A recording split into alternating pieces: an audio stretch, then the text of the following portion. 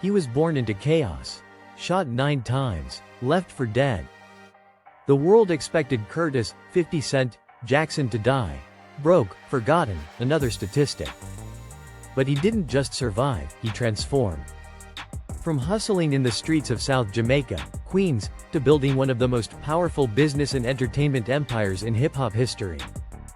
This is the rise of 50 Cent. Curtis Jackson was born in 1975 to a 15-year-old mother who dealt drugs to make ends meet. Her name was Sabrina. She was fierce, independent, and determined to protect her son. But when Curtis was just 8 years old, she died in a suspicious house fire, possibly a setup by rival dealers. He never knew his father. After her death, Curtis was raised by his grandparents, in a crowded house of 9 kids. Money was tight. Tension was constant. By the age of 12, he was hustling on the streets, not because he wanted to, but because survival demanded it. He said, "When I didn't have a father or a mother, I found the streets. And the streets found me back." He wore his first bulletproof vest before he ever stepped into a studio. At 18, he was arrested for selling drugs. At 19, again, and again. But amidst all the chaos, something else was building: his voice.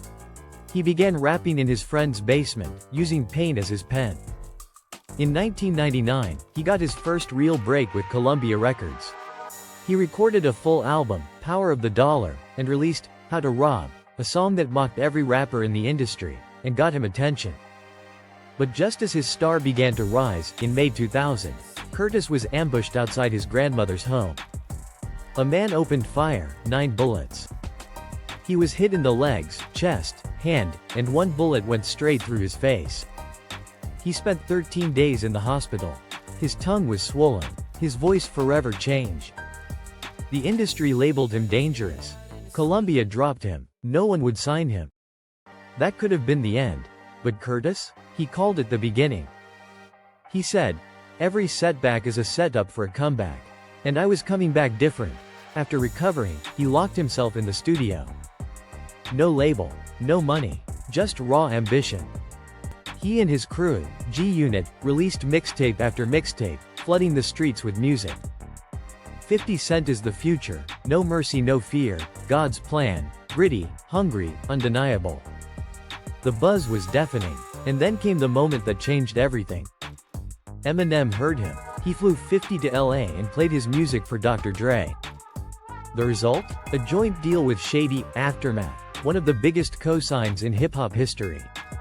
In 2003, 50 released Get Rich or Die Trying. The lead single, In Da Club, was an instant smash.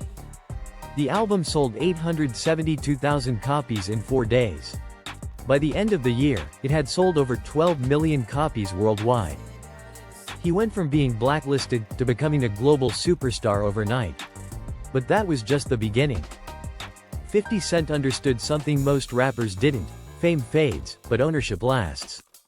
He launched G-Unit Records, signed his crew, and turned mixtape kings into platinum artists. He released a video game, a clothing line, even a book deal. But the move that shocked everyone? He partnered with Glasseo, the makers of vitamin water, and took equity instead of a paycheck. When Coca-Cola bought the company in 2007, 50 reportedly made over $100 million. "I don't hustle for applause," he said. "I hustle for ownership." Most rappers fade when the music slows down. 50 Cent leveled up. He launched G-Unit Films and Television Inc., betting big on storytelling. His breakout hit? Power. A gritty drama about crime, loyalty, and ambition, mirroring his own life. 50 didn't just produce it, he narrated it, shaped it, and executive produced it. The series exploded in popularity and turned into a multi-series universe. Power Book 2. Ghost, Raising Kanan, Force, each one stamped with the DNA of Curtis Jackson. He wasn't just a rapper anymore, he was a brand, a visionary, a mogul, and it didn't stop there.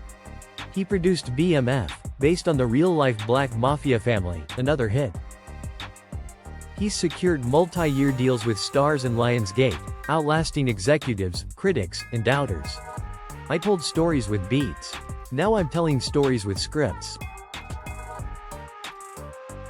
He became an executive producer, actor, showrunner, carving out a space in Hollywood no rapper had ever dominated like this. He was born with nothing, raised in violence, shot 9 times, dropped by every major label, blacklisted. But he never stopped moving. Curtis Jackson is a reminder that pain can be fuel, rejection is redirection. And if the door is closed, build your own damn house. He said, "Sleep is for those who are broke. I got work to do." 50 didn't just make it. He mastered survival, success, and scale.